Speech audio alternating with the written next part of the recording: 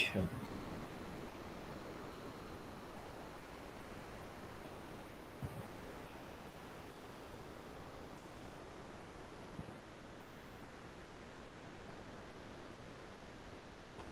मेरा ख्याल है हम मैनिपुलेटर्स कर चुके थे। मैनिपुलेटर्स हमने किए थे। फ्लैग्स के ऊपर आके हम रुके थे। फ्लैग्स करने भी नहीं है, फ्लैग्स बस दिखाने ही है आपको। मैं दिखा देता हूँ। तो एक्चुअली असल जो काम है सारा वो आगे है, उसको ऑपरेटर्स को ओवरलोड करना और वो सारा कुछ। तो फॉर्मेट हम बिल्कुल दरमियान में थे ना, हमने स्ट्रीम्स पढ़ी थी। स्ट्रीम्स के बाद हमने मैनिपुलेटर्स किए थे। मैनिपुलेटर्स काफ़ी ज़रूरी थे। और उसके बाद ये एक छोटी सी चीज़ है, फॉर्मेट स्टेट फ्लैग्स। ये मैनिपुलेटर्स याद है ना, सेट बेस का, सेट फिल का, set precision, set W. Format state flags ये हैं कि फ्लैग्स क्या होते हैं कंप्यूटर साइंस में। फ्लैग्स ये होते हैं कि वो कोई किसी कंडीशन को या तो बयान करते हैं या डिस्क्राइब करते हैं या उसको कंट्रोल करते हैं। यानी अगर तुम कोई फ्लैग ऑन करते हो तो उससे कुछ होता है, ऑफ करते हो उससे कुछ होता है, समथिंग लाइक दैट। तो इसी तरह स्ट्रीम के अंदर भी कुछ फ्लैग्स मौजूद हैं। तुम उनको भी इस्तेमाल कर सकते हो चीज़ें एडजस्ट करने के लिए। बड़ी छोटी सी चीज़ है, दिमाग में रखना। लेकिन फ्लैग्स का फॉर्मेट बड़ा फ़र्क है। फ्लैग्स लिखते इस तरीके से हैं। iOS की क्लास है, इनपुट आउटपुट स्ट्रीम की। उसके बाद स्कोप रेजोल्यूशन लगी हुई है, और लेफ्ट का मतलब लेफ्ट अलाइनमेंट, राइट का मतलब राइट अलाइनमेंट, इंटरनल का मतलब, इंटरनल बड़ा खास होता है। इंटरनल में ये होता है कि जो साइन होता है वो लेफ्ट जस्टिफाई हो जाता है। यानी पॉजिटिव है या नेगेटिव है, वो साइन लेफ्ट पे चला जाता है, वैल्यू राइट पे चली जाती है। ठीक है। फिर इसी तरह से डेसिमल, ऑक्टल, हेक्सा जो हमने पहले किया। शो बेस, हाँ ये इंटरेस्टिंग है। शो बेस ये करता है कि जब तुम एक नंबर को प्रिंट करते हो तो अगर तो वो नॉर्मल डेसिमल नंबर है तो वो नॉर्मल प्रिंट हो जाता है। अगर वो ऑक्टल नंबर है तो उससे पहले एक जीरो प्रिंट होता है। यानी अगर 51 एक नंबर है ऑक्टल में, तो वो 051 प्रिंट होएगा। तो तुम्हें, यानी वो तुम्हें दिखाएगा, शो बेस करेगा कि भाई ये ऑक्टल नंबर है। और इसी तरह से अगर हेक्सा नंबर है तो उसके साथ 0x प्रिंट होएगा। ये यूनिवर्सल है। ये तो कंप्यूटर साइंस में जिधर मर्जी हेक्सा होएगा वो 0x प्रिंट होएगा। फिर अपर केस, लोअर केस है। साइंटिफिक वो थी, फ्लोटिंग पॉइंट की वैल्यूज थी साइंटिफिक और फिक्स्ड, जिस तरह हमने पिछली बार सेट प्रिसीजन किया था। अब फ्लैग्स को तुम यूज कर सकते हो। इसमें एक आधा एग्जांपल होएगा, लेफ्ट राइट का एग्जांपल है। तो फ्लैग्स ऐसे यूज होते हैं यार, जरा डिफरेंट काम है। सी आउट हमारा ऑब्जेक्ट है, डॉट सेट एफ का फंक्शन है। Set F mean set flag. अब फ्लैग हम कौन सा सेट कर रहे हैं? हम एडजस्ट फील्ड का फ्लैग सेट कर रहे हैं और उसकी वैल्यू सेट कर रहे हैं लेफ्ट। तो ये जो अगली चीज प्रिंट होएगी ये लेफ्ट अलाइंड प्रिंट होएगी। उसके बाद दोबारा एडजस्ट फील्ड किया, इस दफा राइट अलाइन कर दिया, तो इस दफा अगली जो चीज प्रिंट होएगी वो राइट अलाइन प्रिंट होएगी। और फिर इसी तरह इंटरनल और वो है, तुम इसको कॉपी पेस्ट करके इवन चला सकते हो। आई एम श्योर ये चल जाएगा, इसमें कोई खास दिक्कत नहीं होनी चाहिए। वैसे ज़रूरी कोई नहीं है इतना, लेकिन बहरहाल चलता है तो चला लो। ये हुआ। और पहले वाला ये है। ठीक है, हेडर फाइल जिस तरह पिछली दफ़ा जो रखी थी आईओ मैनेप की, वही चाहिए बस, और कुछ नहीं। उम्मीद है कि ये चल जाएगा। ठीक है। तो इसको बस चला के इसकी आउटपुट देखो और उसको समझ लो ज़रा कि क्या हो रहा है। तो ये जो लेफ्ट लाइन पहली रकम की थी वो ये लेफ्ट लाइन होके आई। ठीक है। फिर तुमने राइट लाइन की तो वो ज़ाहिर बात है राइट लाइन होके आ गई। फिर इंटरनल किया, ये ज़रा डिफरेंट होता है बिल्कुल। इंटरनल ये होता है कि साइन जो है वो लेफ्ट साइड पे चला जाता है, माइनस लेफ्ट साइड पे आ गया, और रकम जो है वो राइट साइड पे आ जाती है। और उसके बाद आखिरी जो इसने दिखाने की कोशिश की है, जो चला नहीं है वो सेंटर है, लेकिन वो चला नहीं है, वो ये है कि अगर तुम लेफ्ट को राइट के साथ और कर दो, लॉजिकल और, ठीक है, तो ये होना सेंटर चाहिए। लेकिन ये अब लेटेस्ट वर्जन में नहीं चलता। मतलब ये सी प्लस प्लस की लेटेस्ट वर्जन में ये सेंटर नहीं करता, वो राइट ही है। और सेंटर का हमारे पास कोई वो है नहीं, कोई फ्लैग नहीं है। ठीक है। तो पिछली दफा जो काम हम मैनिपुलेटर से कर रहे थे ना, वो तुम फ्लैग्स के जरिए भी कर सकते हो। बस एक ही एग्जांपल है इसमें, दिमाग में रखना। अच्छा वैसे ये दूसरा भी है, इसको भी, हाँ ये भी अच्छा है यार, ये भी अच्छा एग्जांपल है। इसमें उसने ये किया है कि उसने सेट फ्लैग किया शो बेस का। शो बेस का मतलब है कि अब वो जो रकम प्रिंट करोगे उसके साथ बेस शो करेगा, ठीक है। तो ये उसने ऑक्टल प्रिंट की है, ये हेक्सा प्रिंट की है, ये डेसिमल प्रिंट की है। डेसिमल तो नॉर्मल हालत में प्रिंट हो जाएगी, हेक्सा से पहले खुद ब खुद एक 0x लग जाएगा, और ऑक्टल से पहले एक ऑटोमेटिकली एक 0 लग जाएगा।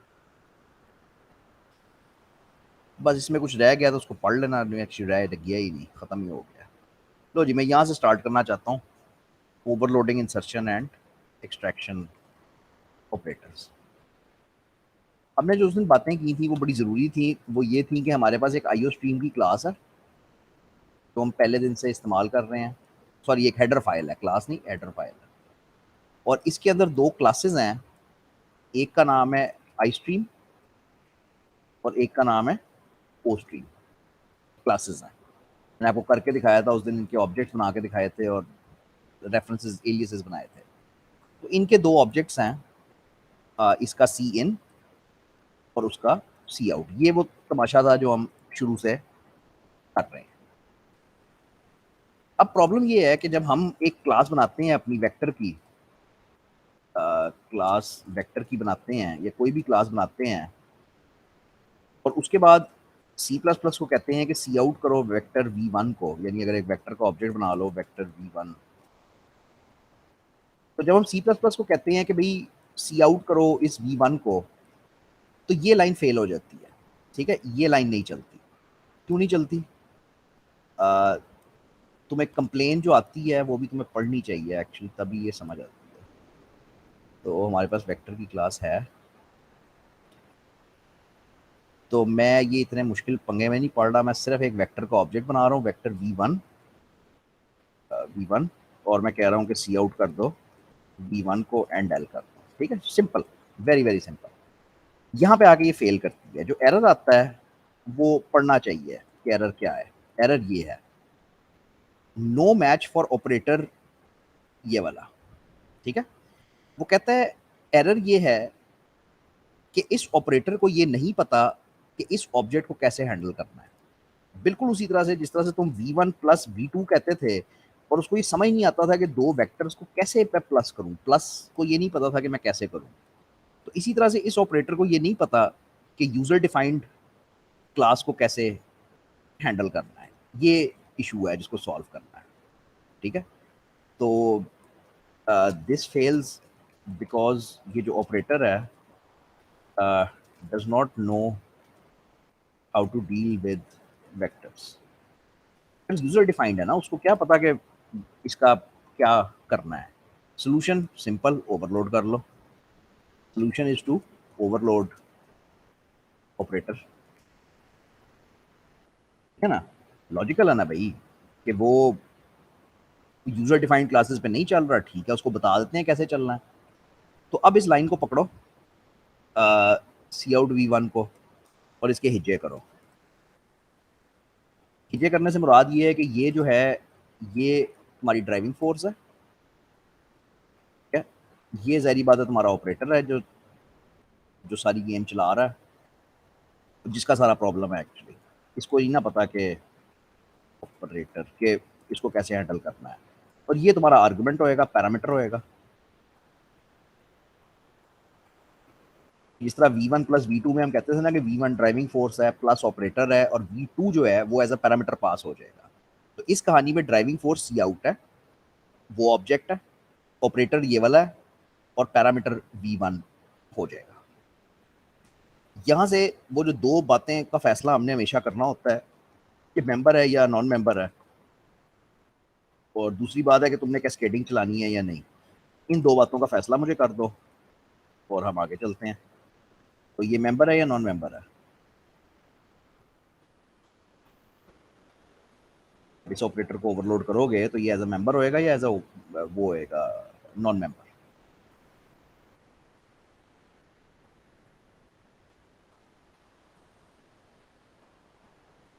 हो भी नॉन है, मेंबर है? नॉन मेंबर है वजह? सर जी, ये क्लास का नहीं है ना, क्लास। हाँ, बस ये वजह है। तो non member because driving force is not a vector. Class का नहीं है जैसा तुमने कहा है, ठीक है, बस तुम्हें बात की समझ होनी चाहिए भाई। ड्राइविंग फोर्स जो है वो हमारी क्लास का तो नहीं है, वो सी आउट है, वो किसी और क्लास का है, तो डेफिनेटली नॉन मेंबर होएगा, पहला ये फैसला होगा। यानी हमें फ्रेंडशिप यहाँ पे करनी पड़ेगी, friendship needs to be done, वो करता हूँ मैं भी। दूसरी बात इतनी इंपॉर्टेंट नहीं है मेरे लिए, कैस्केडिंग तुमने चलानी है या नहीं, लेकिन जरा बताओ तो तुम्हें क्या समझ आती है, कैस्केडिंग चलाना चाहते हो या नहीं चलाना चाहते? रिटर्न तो करना पड़ना है हमें सर जी V1 को।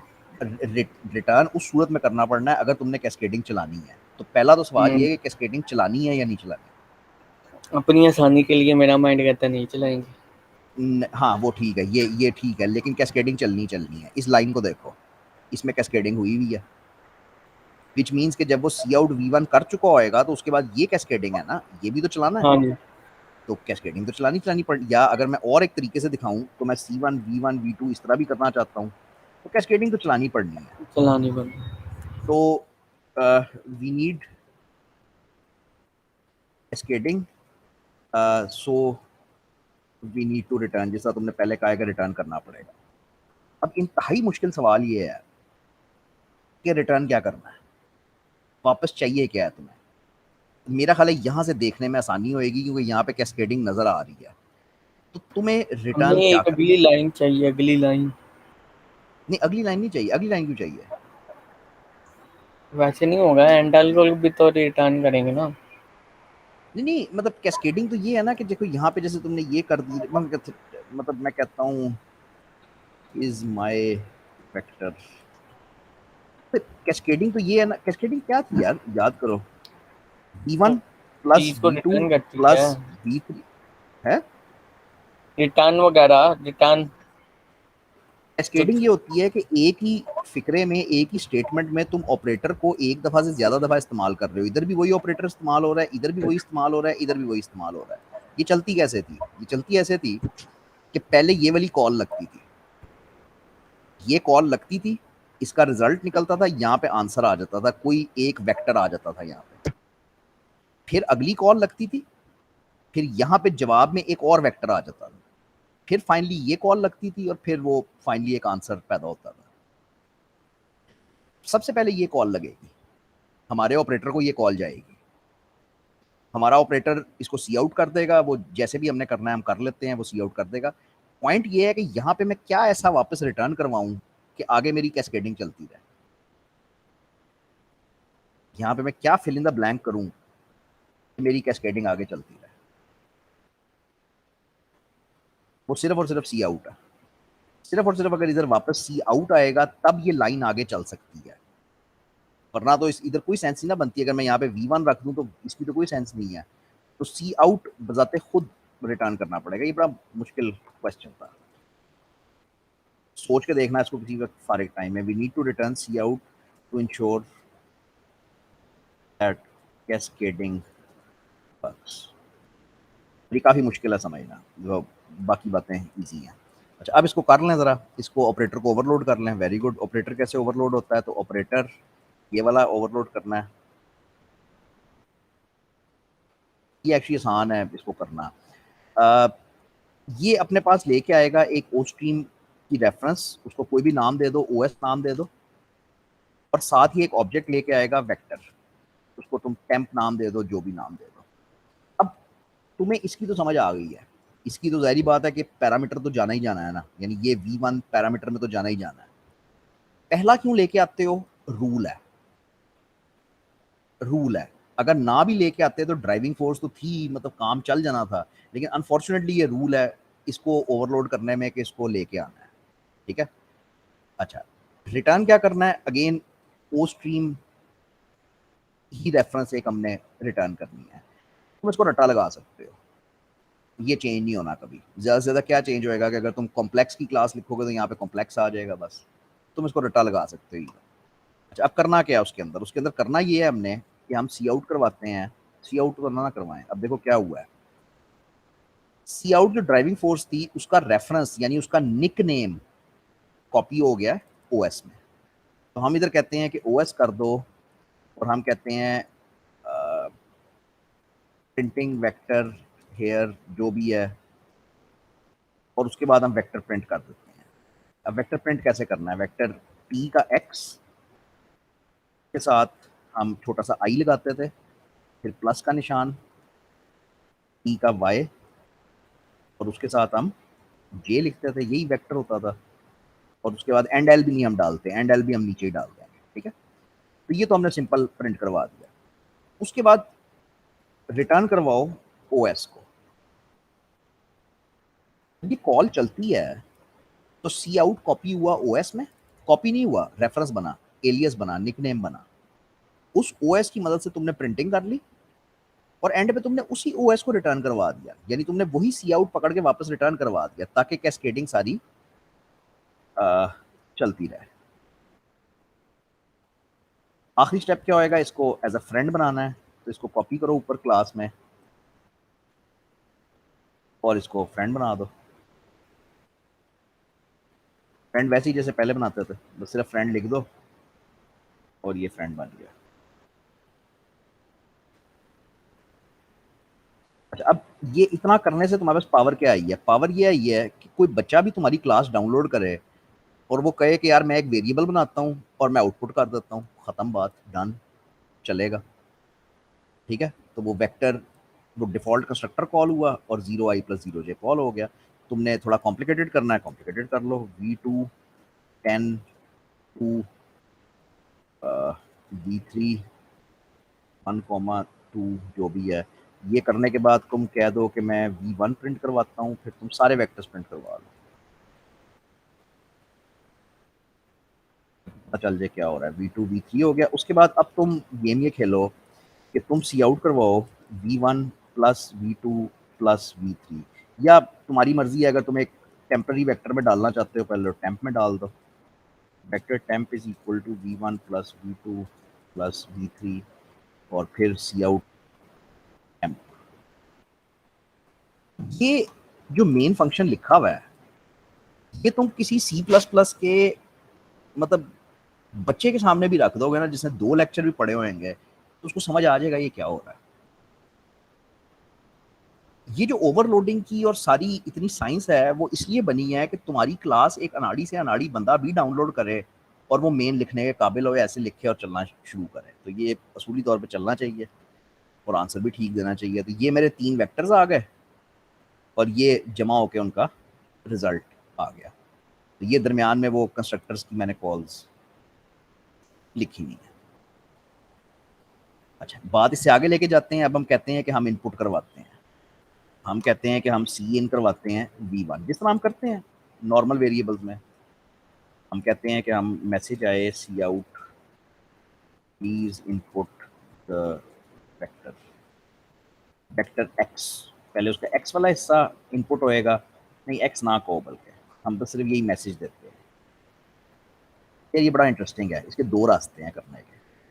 अब मैंने लिखा है तो मुझे समझ आया है कि ये ना ही करो तो बेहतर है, खाली सी इन v1 लिखो। जाहिर बात है ये नहीं चलेगा, ये यहाँ पे आके फेल करेगा, वही एरर ऑपरेटर वाला। अच्छा जी, अब हम इसका ऑपरेटर ओवरलोड करते हैं। तो ऑपरेटर ये वाला है। अगेन वैसे तो तुम रटा लगा सकते हो इसका, लेकिन अगर समझ आए तो अच्छा है कि आई स्ट्रीम का रेफरेंस, सॉरी, आई स्ट्रीम का एक रेफरेंस लेके आते हो, तो उसका नाम आई एस रख दो, कुछ भी रख IS। दो।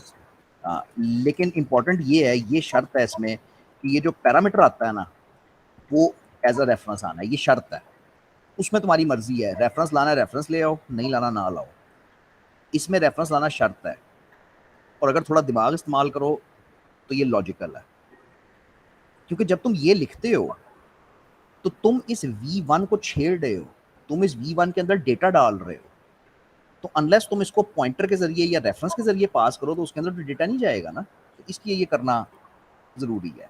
यहाँ आके मैं एक मैसेज दे देता हूँ, सी आउट प्लीज एंटर एक्स। मैं बहुत ही आहिस्ता आहिस्ता करूँगा, ठीक है। और मैं उससे सी इन करवा लेता हूँ, आई एस करवा लेता हूँ ये ई के एक्स वाले हिस्से में। फिर मैं कहता हूँ सी आउट प्लीज एंटर वाई, और आई एस करवा लेता हूँ टी डॉट वाई। अब डेटा कहाँ जा रहा है, डेटा टी के अंदर जा रहा है। टी कौन है, टी रेफरेंस है, एलियस है, निकनेम है। किसका निकनेम है? V1 का। तो तुम एक्चुअली तो डेटा V1 में भर रहे हो, यही तुम्हारा मकसद था, और एंड पे रिटर्न करवाना ना भूलना ताकि कैस्केडिंग चलती रहे।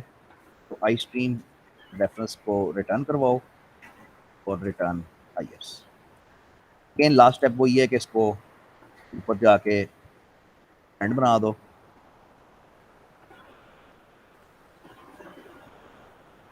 ये प्रोटोटाइप्स मैं बार बार कह रहा हूँ, और तुम कोई नहीं याद कर सकते, बस यही याद कर सकते हो जो चेंज नहीं होनी है। और अब मेरी ये लाइन चल पड़ेगी। तो अब वो मुझसे कहता है कि भाई एंटर करो x, और मैं कहता हूँ 22 और 7। तो ये मेरा पहला वेक्टर बन गया, ये मेरा दूसरा, तीसरा फिक्स थे, और फिर जमा होकर सारे इधर आ गए। ये एंड है इस तमाशे का कि ओवरलोडिंग इस हद तक कर दो कि एक अनाड़ी से अनाड़ी बंदा भी तुम्हारी क्लास पकड़े और ये कोड लिखने के काबिल हो। अब इसमें तो कोई साइंस नहीं हो रही, इनपुट हो रही है, आउटपुट हो रही है, वेरिएबल बन रहा है, जमा हो रही हैं चीजें, एज सिंपल एज दैट। तो ये ना समझना कि हम ये इतने ऑपरेटर्स ओवरलोड कर रहे हैं, इतनी खपाई क्यों कर रहे हैं, ये सब बोनट के नीचे है भाई। ये कोड सारा लॉक है, बंद है, ये तो प्रोग्रामर का काम है करना ना। जो यूजर है, अब तुम्हारे केस में यूजर नहीं है, तुम्हारे केस में भी प्रोग्रामर ही है, लेकिन बहरहाल जो यूजर है वो ये लिख रहा है, वो बस मेन लिख रहा है। देखो मैं एक सॉफ्टवेयर बना रहा हूँ जिसमें मुझे जहाज उड़ाने हैं। जहाज उड़ाने के लिए मुझे पता चलता है कि यार मुझे तो वेक्टर की जरूरत पड़नी है सॉफ्टवेयर में। अब दो रास्ते हैं, या तो मैं वेक्टर खुद लिख लूँ बैठ के, या मैं किसी का लिखा लिखाया उठा लूँ। तो जाहिर बात है किसी का लिखा लिखाया उठाओगे, बल्कि आजकल तो बात इससे भी आगे चली गई है। आजकल प्रोग्रामर इंटरनेट से क्लासेस डाउनलोड नहीं करता, आजकल फ्रेमवर्क्स के अंदर सब कुछ पड़ा हुआ है। यानी तुम सिर्फ लैंग्वेज ही सीखते, तुम साथ फ्रेमवर्क सीखते हो, उस फ्रेमवर्क के अंदर ही सारा कुछ पड़ा होता है। वेक्टर, मैट्रिक्स, अकाउंट, हर चीज उसके अंदर पड़ी है। तुमने क्या करना है, उन क्लासेस को जोड़ना है आपस में और सॉफ्टवेयर चला देना है। तो कोड लिखना अब तब्दील हो गया ना, मतलब वो पिछले 3 साल में, 5 साल में तकरीबन कोड लिखना बिल्कुल खत्म हो गया। अब जरूरत ही नहीं होती कोड लिखने की, अब इंटीग्रेशन की जरूरत होती है, बस चीजें मिलाने की जरूरत होती है। तो ये ओवरलोडिंग, इंसर्शन एंड एक्सट्रैक्शन है। पढ़ के तो इसको तुम्हें कुछ नहीं मिलेगा, मतलब पढ़ लो वैसे, लेकिन इसका बेहतर है कि तुमने जितनी क्लासेस लिखी हुई है ना उनके ऊपर जाके ये कर लो। सब के ऊपर ये दोनों ऑपरेटर चला दो जो जो तुमने लिखी हुई है, कॉम्प्लेक्स, मनी, जो भी है।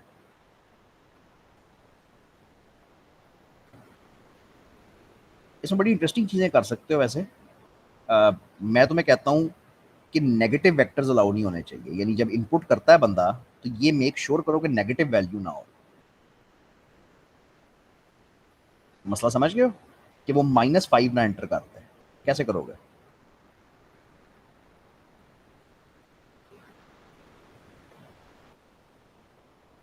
तो जहां पे इनपुट होता है वहां पे इफ की कंडीशन लगा दो, ठीक है ना। यहाँ पे इफ की कंडीशन लगा दो कि if E dot x is less than 0।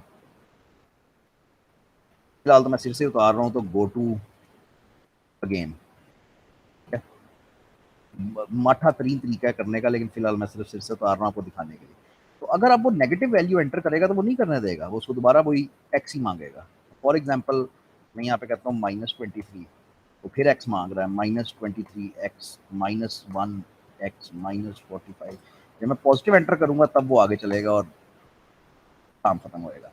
This is very powerful कि तुम इन ऑपरेटर्स के अंदर बड़ी एरर चेकिंग और काफी कुछ इसके अंदर ही कर सकते हो, बाहर जाने की जरूरत ही नहीं है। आखिरी चीज इस कहानी में यूजर डिफाइंड मैनिपुलेटर्स। अब मैनिपुलेटर्स क्या थे?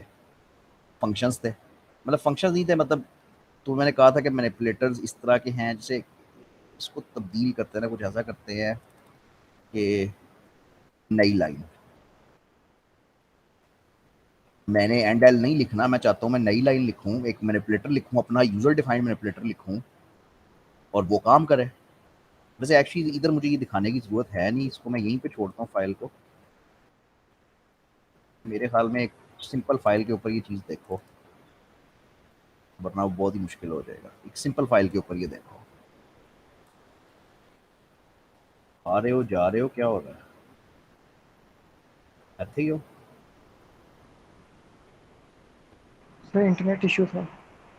अच्छा, तो मैं यूजर डिफाइंड मैनिपुलेटर यूज करने लगा हूँ, विच सिंपली मीन्स कि मैं ये करना चाहता हूँ। देखो, उस दिन मैंने तुम्हें दिखाया था, पता नहीं तुम्हें याद है या नहीं, कि तुम एक ओ स्ट्रीम क्लास का एक रेफरेंस क्रिएट कर सकते हो, एक एलियस क्रिएट कर सकते हो, फॉर एग्जांपल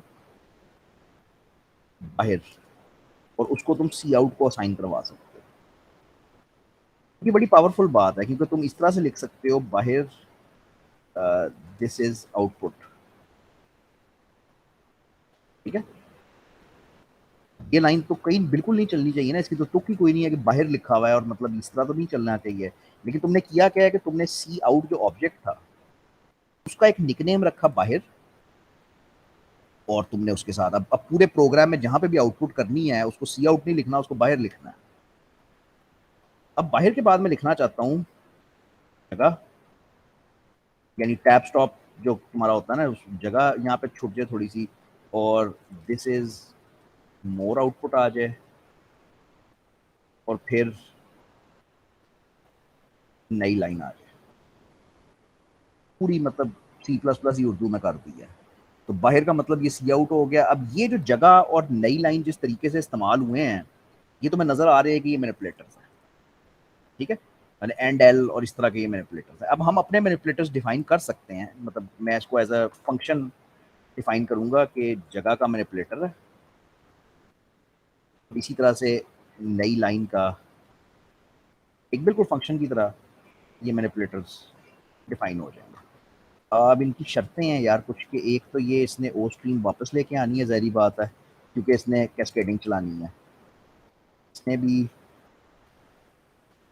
ओ स्ट्रीम वापस लेके आनी है क्योंकि कैस्केडिंग चलानी है। और दूसरी बात ये है कि क्या ये ऑब्जेक्ट पकड़ेंगे ना, जहरी बात है ये ऑब्जेक्ट पकड़ेंगे, वरना तो ये नहीं चल पाएंगे। तो ये ओ स्ट्रीम का रेफरेंस पकड़ेंगे भी ओएस में। मुझे यकीन करो ये याद नहीं है, मैंने सोच सोच के ही किया। तो लेकिन 12 again you can learn this. अब जगह के अंदर तुम चाहते क्या हो? जगह के अंदर तुम चाहते हो फॉर एग्जाम्पल 2 टैब स्टॉप आ जाए,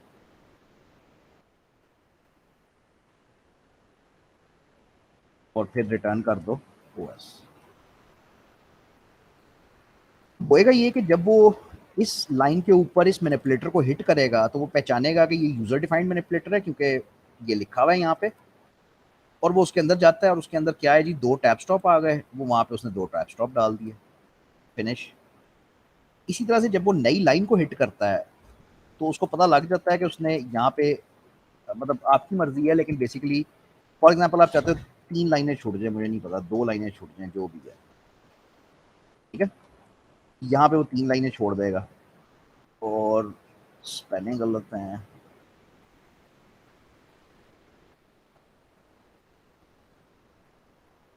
तो, अच्छा वो 3 लाइनें छुटी हुई तो नहीं नजर आई, वो इस तरह नजर आ गई हैं। अब ये टोटल, मतलब तुम अपनी सी प्लस प्लस बना लो सारी। ठीक है, यानी सी आउट के ऑब्जेक्ट का अपना एक नाम रख लो, सी इन के ऑब्जेक्ट का अपना एक नाम रख लो, मैनिपुलेटर्स अपनी मर्जी से डिफाइन कर दो, और खेली जो बस। यही तुमने करना क्या है, तुमने ये 2-3 लाइनें जो हैं ये एक हेडर फाइल में डालनी है। ये और ये मैनिपुलेटर्स हेडर फाइल में डालो, वो हेडर फाइल ऊपर इंक्लूड करवाओ, और बस अपनी उर्दू के अंदर सी प्लस प्लस चलाओ। ये यूजर डिफाइंड मैनिपुलेटर्स हैं। अब इसमें जो मुश्किल है वो पैरामीटराइज्ड मैनिपुलेटर्स हैं।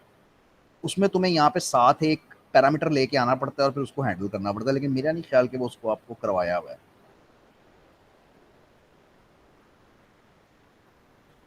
हाँ नहीं, आपको नहीं करवाया हुआ वो, मतलब वो थोड़ा सा मुश्किल हो जाता है, बाकी सही है कि नहीं करवाया हुआ।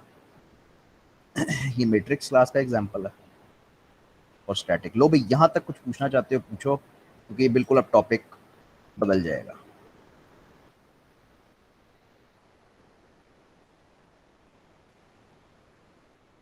ये फाइल भी मैं तुम्हें दे दूँ, उसको भी छोड़ दूँ। लेकिन स्टैटिक के लिए मुझे एक स्टैटिक के लिए मुझे दोबारा जरूरत पड़ेगी एक उसकी ना, मतलब बनवाने के लिए एक और फाइल की जरूरत पड़ेगी, तो मैं फिर एक नई बना लेता हूँ।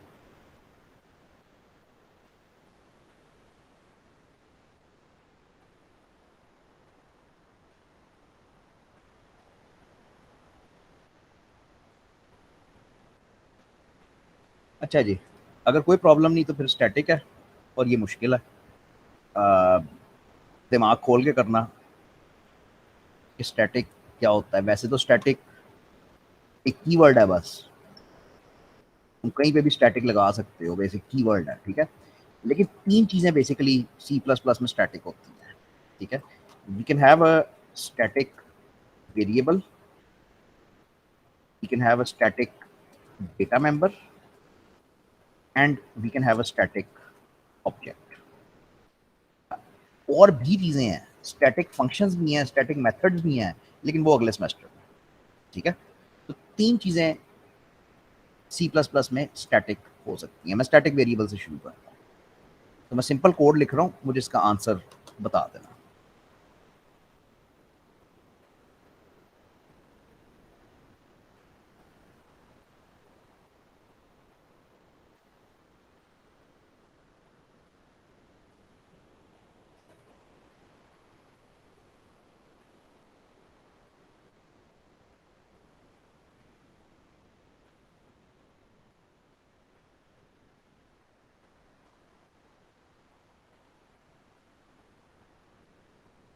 हाँ जी, क्या आया इसका आंसर, क्या आया? सर 0 से 9 तक। नहीं, मुझे समझ नहीं आई। नहीं, 0 से 9 तक नहीं। फिर ट्राई करो, वरना मैं चलाता हूँ।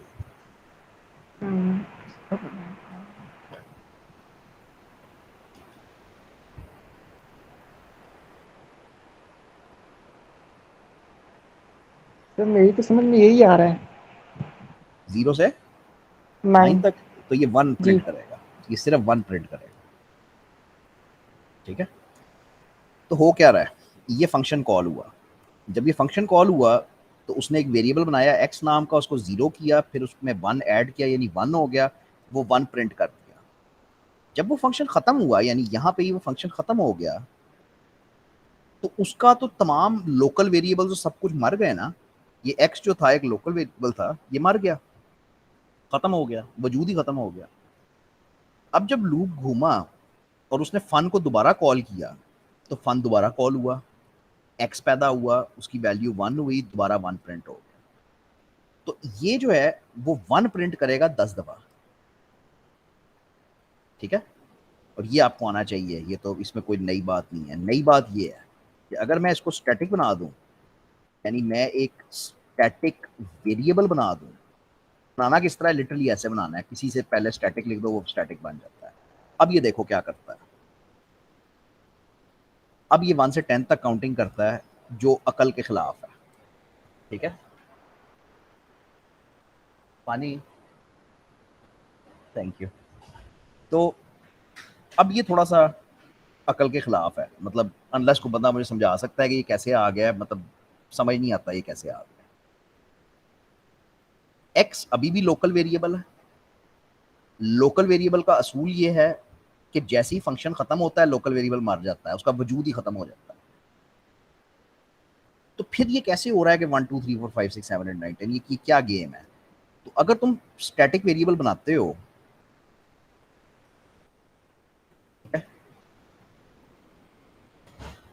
स्टैटिक वेरिएबल की डेफिनेशन ये है कि स्टैटिक वेरिएबल, सिर्फ वेरिएबल की बात हो रही है, are created and initialised only once in their lifetime, ठीक है। they are only destroyed when the program finishes। Guys के एक्स हर दफा पैदा होए और हर दफा मरे जब फंक्शन खत्म होए, अगर वो स्टैटिक है तो वो एक दफा क्रिएट होएगा, और खास बात ये है कि इनिशियलाइज भी एक ही दफा होएगा, ये यहाँ पे खास बात है। और अब वो मरेगा कब है, तो वो लोकल, उसको मर जाना चाहिए, तो लेकिन वो मरता उस वक्त है जब प्रोग्राम खत्म होता है, नॉट फंक्शन। स्टैटिक का ये मतलब है। यार स्कोप एक अलग चीज है, लाइफ टाइम एक अलग चीज है, और स्टैटिक एक अलग चीज है, और इनको मिक्स नहीं करना। ठीक है। स्कोप का मतलब ये होता है कि उसको कहाँ एक्सेस कर, स्कोप तो इसका अभी भी लोकल है, ये अभी भी एक लोकल वेरिएबल है एक्स। अगर मैं इधर आके सी आउट एक्स लिखूंगा मेन में, तो वो तो नहीं मानेगा, क्या वो कहेगा लोकल है, तुम क्या कर रहे हो।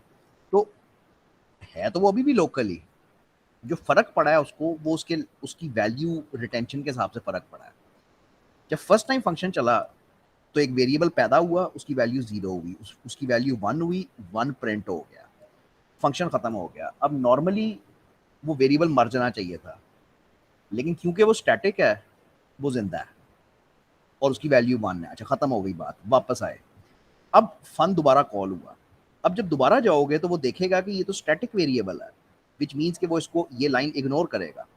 It is created and initialised only once. ये लाइन वो इग्नोर करेगा, वो कहेगा कि अच्छा एक्स की वैल्यू अब क्या हो गई, 1 थी पहले, अब 2 हो गई, 2 प्रिंट कर देगा, खत्म। फिर गए, फिर वो ये लाइन इग्नोर करेगा, कंपाइलर खुद ब खुद इग्नोर करेगा, क्योंकि स्टैटिक की डेफिनेशन ये है कि it is created and initialised only once in its life. तो ये 1 to 10 प्रिंट करेगा। ये क्वेश्चन तुमसे जॉब इंटरव्यूज तक होता रहेगा, गारंटी देता हूँ। 2 साल नौकरी करने के बाद भी जॉब इंटरव्यू देने जाओगे तो पूछा जाएगा स्टैटिक वेरिएबल क्या होता है, क्योंकि पता ही नहीं लोगों को, मतलब वो सही तरह समझाना ही नहीं आता कि चीज़ क्या है। इसके ऊपर ये बुक में सिर्फ एक पैराग्राफ लिखा होएगा या एक एग्जाम्पल होएगा, इसको पढ़ो, इसको खुद टेस्ट करो, कॉन्फिडेंस लाओ अपने अंदर के तुम्हें समझ होए कि स्टैटिक वेरिएबल का बिहेवियर क्या होता है। और इसको समझने के लिए बेसिकली फंक्शन ही चाहिए होता है, जिस फंक्शन को बार बार कॉल कर लो। ये तुम्हें कोड बेसिकली हेल्प करेगा। ठीक है, आगे चलते हैं। स्टैटिक डेटा मेंबर हो सकता है। स्टैटिक डेटा मेंबर, इसका क्या मतलब हुआ? एक क्लास के अंदर कोई चीज होएगी जो स्टैटिक है। अच्छा, इसको समझाने के लिए दोबारा मुझे क्लास चाहिए। यार ये मुश्किल है, इसको करना मुश्किल है। मैं ठहरो कर इसको देखूं बुक में क्या हुआ है। तो यहाँ से ये शुरू होता है स्टैटिक वेरिएबल। ठीक है, और इसका एक आधा एग्जाम्पल ज़रूर होएगा। हाँ, ये इसका एग्जाम्पल है। इसने 2 अलग-अलग फंक्शंस बना के दिखाए हैं, एक स्टैटिक वार फन और एक नॉन स्टैटिक वार फन। तो एक में वैल्यू 1 से 10 आएगी और एक में वैल्यू सिर्फ 1 आएगी। अब सेकंड चीज़ स्टैटिक ऑब्जेक्ट करवा दी है, ये मैं एंड पे करता हूँ। ठीक है, हाँ ये मैं कर रहा हूँ, static data member of a class. लो जी, तुम्हारे पास एक क्लास है ट्रक। तुम ट्रक का एक वेरिएबल बनाते हो, ऑब्जेक्ट बनाते हो, उसमें तुम व्हील्स में 6 डाल देते हो, सीट्स में 4 डाल दो, सब कुछ ठीक ठाक है, कोई इशू नहीं ना, कोई इशू नहीं। अगर तुम एक दूसरा ऑब्जेक्ट बनाओगे ट्रक बी, तो उसके व्हील्स अलग होंगे, सीट्स अलग होंगी, उसका अपना वजूद होएगा सारा। लेकिन अब अगर इन डेटा मेंबर्स में से मैं किसी एक को स्टैटिक बना दूं, यहाँ पे स्टैटिक लिख दूं, तो उसका बिहेवियर क्या होएगा?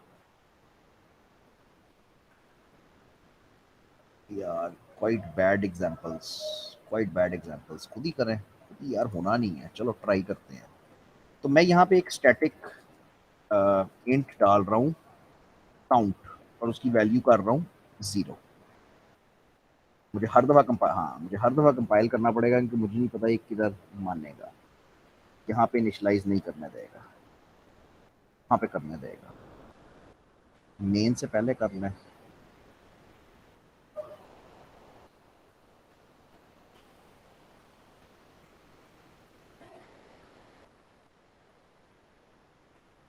मसला है, within this context count in class vector does not name a type।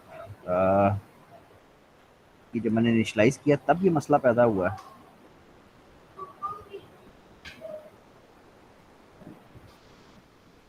तो अगर मैं इसको इनिशलाइज नहीं करता तो ये चलता है। इसका मतलब ये है कि मुझे एक सेटर बनाना पड़ेगा जिसके अंदर मुझे इसको निशान, ये बड़ा मुश्किल हो जाएगा करना, तो इसको फिर मैं कॉन्सेप्चुअली ही करवाता हूँ पहले। कॉन्सेप्चुअली ये है कि तुम्हारे पास एक क्लास है, अगर वही वेक्टर का मैं एग्जांपल लूँ और मैं कहता हूँ कि मैं वेक्टर V1 V2 बनाता हूँ। हमारे दिमाग में ये बड़ा क्लियर होना चाहिए कि भाई V1 जो है उसका अपना वजूद है, V2 का अपना वजूद है, उसका अपना X है, उसका अपना Y है, सब कुछ ठीक ठाक है, नो प्रॉब्लम।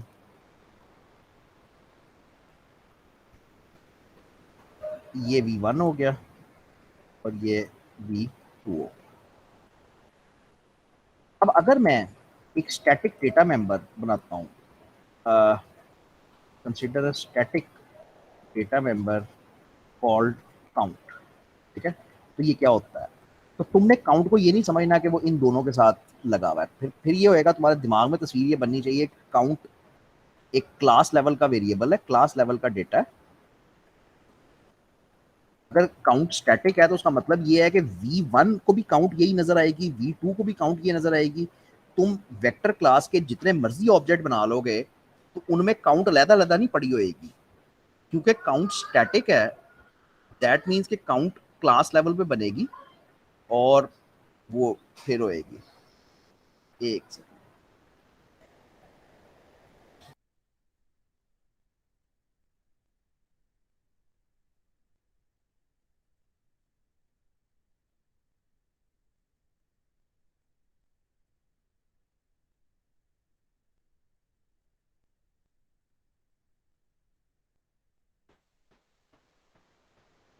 तो ये जो स्टैटिक डेटा मेंबर्स होते हैं, static data members exist at class level.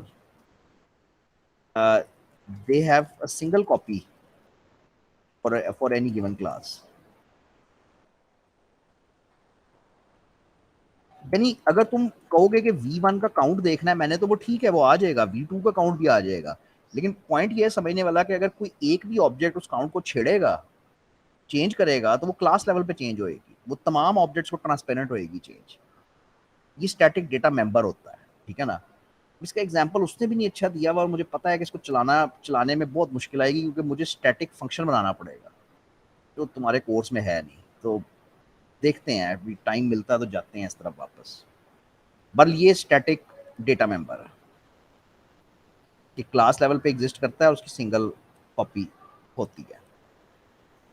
Static object कोई खास बात नहीं है, उसने हेडिंग अलग बनाई है, लेकिन स्टैटिक ऑब्जेक्ट और स्टैटिक वेरिएबल एग्जैक्टली एक ही चीज है।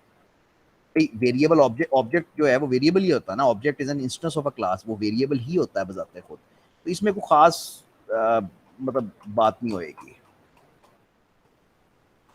एक बड़ी अच्छी चीज है, एग्जाम्पल बड़ा अच्छा है, इसका एग्जाम्पल बहुत अच्छा है। तो ये जरा एग्जाम्पल करें। एक क्लास ट्रक है, जो भी है गोली मारो, वो बस एक क्लास है, ट्रक की क्लास लिखी हुई है। इंपॉर्टेंट क्या है, ये क्लास खत्म हुई तो ये उसने ट्रक का ऑब्जेक्ट बनाया। अब ये ऑब्जेक्ट ग्लोबल है, तो सबसे पहले तो इस प्रोग्राम में ये ऑब्जेक्ट बनेगा। जब ये प्रोग्राम रन करोगे तो सबसे पहले तो ये ग्लोबल ऑब्जेक्ट बनेगा। उसके बाद ये एक फंक्शन लिखा हुआ है गोली मारो, ये एक फंक्शन लिखा हुआ है गोली मारो, क्योंकि उसके बाद मेन ही चलना है ना।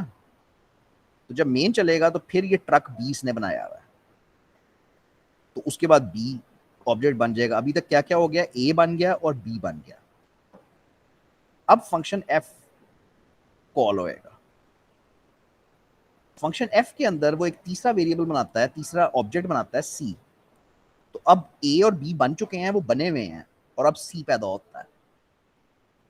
लेकिन सी एक लोकल ऑब्जेक्ट है, तो जैसे ही फंक्शन खत्म होता है सी डिस्ट्रॉय हो जाएगा, यानी सी बनेगा और साथ ही डिस्ट्रॉय हो जाएगा। अभी तक क्या हो गया, ए बन गया, बी बन गया, सी बना, और सी साथ ही फारिग भी हो गया क्योंकि फंक्शन था। उसके बाद जी कॉल होता है। जी के अंदर एक और ऑब्जेक्ट बन रहा है, लेकिन वो स्टैटिक ऑब्जेक्ट है, जिसका स्टैटिक वेरिएबल बनाए थे उसका स्टैटिक ऑब्जेक्ट है। जब बन तो ये जाएगा, लेकिन खास बात ये है कि जैसे ये फंक्शन खत्म होएगा ये ट्रक खत्म नहीं होएगा, ये अभी भी मौजूद रहेगा, क्योंकि स्टैटिक जब एक दफा पैदा हो जाता है तो मरता किस वक्त है, जब प्रोग्राम खत्म होता है। अब मेरे पास ए जिंदा है, बी जिंदा है और डी जिंदा है, और अब मैं इधर वापस आता हूँ। जब मेन का फंक्शन खत्म होता है, मेन का फंक्शन, तो सबसे पहले लोकल वेरिएबल मरता है। तो इसका लोकल कौन था, बी था। तो अब डी डी पैदा हो चुका है, लेकिन अब बी मर गया। अब मेरे पास दो रह गए हैं, एक ये स्टैटिक ऑब्जेक्ट रह गया है और एक वो ग्लोबल जो ए बना था वो रह गया है। तो मेरे हिसाब से आई थिंक पहले स्टैटिक मरता है और एंड पे ग्लोबल मरता है, लेकिन आगे पीछे हो सकता है। हाँ, लेकिन पहले स्टैटिक मरा और फिर एंड पे बिल्कुल जाके ग्लोबल मरा। अगर तुम ये एग्जाम्पल समझ सकते हो ना, तो तुम्हारे बड़े कॉन्सेप्ट्स क्लियर हो गए हैं। तुम्हारा स्कोप का कॉन्सेप्ट क्लियर हो गया है, तुम्हारा वो फंक्शंस का कॉन्सेप्ट क्लियर हो गया है, तुम्हारा लाइफ टाइम का, ये सारे कॉन्सेप्ट बन जाते हैं। तो इस एग्जाम्पल को जरूर देखना। जो स्टैटिक ये वाला है ना, ये स्टैटिक डेटा मेंबर वाला, ये मैं तुम्हें एग्जाम्पल कल करवाऊंगा खुद बना के। मैं कुछ सिंपल क्लास निकालूंगा, उसमें सिर्फ तुम्हें इसको दिखाऊंगा कि इसको कैसे यूज करोगे। और बस यहाँ पर रुकूंगा। रिकॉर्डिंग मिल जाएगी? हाँ दूंगा, इसलिए फाइलें अलग-अलग की हैं कि मैं ध्यान रखना। हम पहुंचे कहाँ हैं? अच्छा, ये तो हम अच्छी जगह पे पहुंचे। ये 39 पढ़ लेना, ठीक है? ये रिवीजन है, 39 सारी रिवीजन है। पॉइंटर क्या होता है, रेफरेंस क्या होती है, call by value, call by reference, dynamic memory, assignment, initialisation, ये नई चीज़ है। कॉपी कंस्ट्रक्टर इसके अंदर नई चीज़ है। तो ये सिर्फ है एक नई चीज़, और तुम्हारा बस एक टॉपिक रह गया जो 41 टेम्पलेट्स है। तो बस एक क्लास लगेगी तुम्हारी, और बहुत ज़्यादा खींच लोगे तो 2 लग जाएंगी, लेकिन बस इससे ज़्यादा नहीं। ठीक है, तो चलो अब ज़रा ब्रेक मारो मुझे 5 मिनट, और 5 मिनट बाद मैं स्टार्ट करूँगा वो मैथ्स।